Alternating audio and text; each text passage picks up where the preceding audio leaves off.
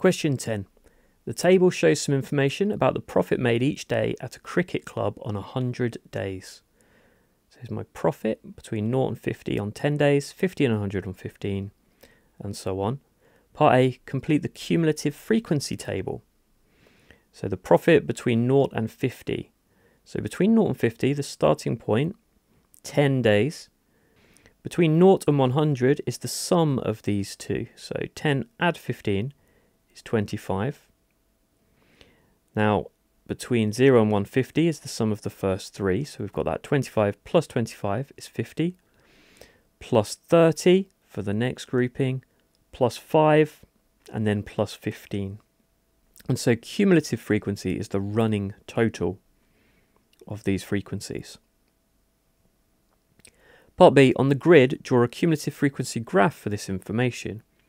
Cumulative frequency is plotted on the ends of the grouping here. So at 50, we plot 10. At 100, we plot 25. At 150, we plot 50. At 200, 80. At 250, 85. And at 300, 100.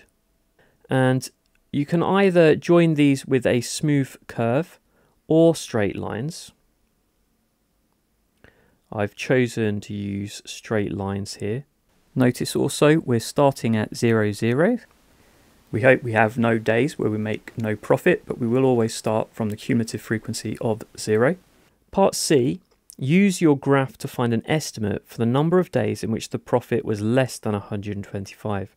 So if we find our profit of 125 and using a ruler, we get a line up to our graph, and then from that point, a line horizontally to the cumulative frequency. This comes to 38.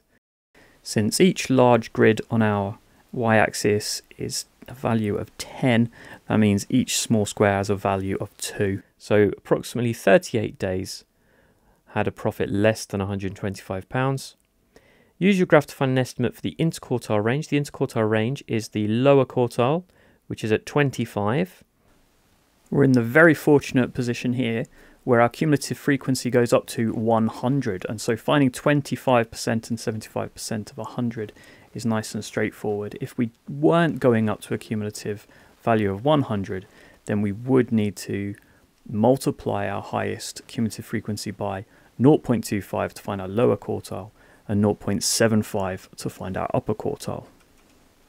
And so going across from 25 to our graph and then down, that's going to be a value of 100.